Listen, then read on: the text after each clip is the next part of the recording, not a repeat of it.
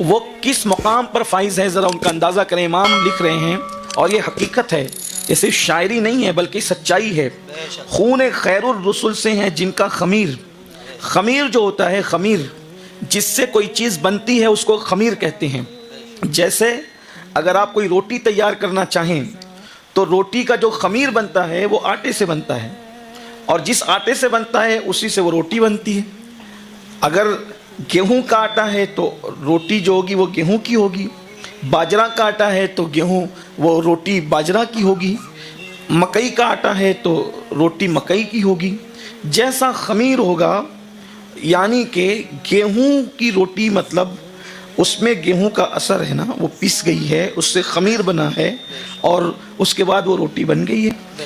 اب امام لکھ رہے ہیں کہ یہ جو اہل بیت بنے ہیں، ان کو بنانے کے لیے جو قدرت نے خمیر تیار فرمایا ہے وہ خون ہے۔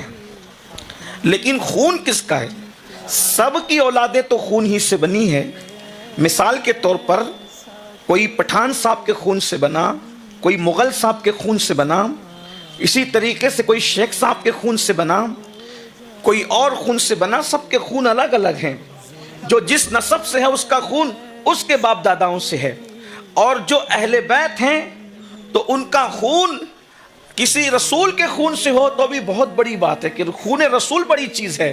لیکن صرف رسول کی بات نہیں ہو رہی ہے، خون خیر الرسل جو تمام رسولوں میں سب سے افضل ترین رسول ہے، اس رسول کے خون سے جن کا خمیر بنا ہے انہیں اہل بیت اطہار کہتے ہیں۔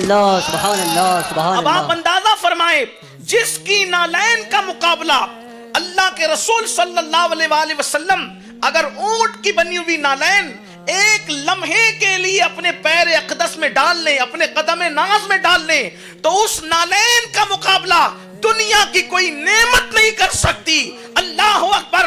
جب ان کی نالین کی یہ شان ہے کہ جو سر پہ رکھنے کو مل جائے نالے پاک حضور، تو پھر کہیں گے کہ ہاں تاجدار ہم بھی ہیں۔ ایک طرف دنیا کے تاج موجود ہو، ایک طرف نال مصطفیٰ موجود ہو، دنیا کے تمام تاج مصطفیٰ جان رحمت کی نال کا مقابلہ نہیں کر سکتے۔ آپ بتائیں، جب نال کا مقابلہ نہیں ہو سکتا تو اس آل کا جس میں خون خیر و رسل موجود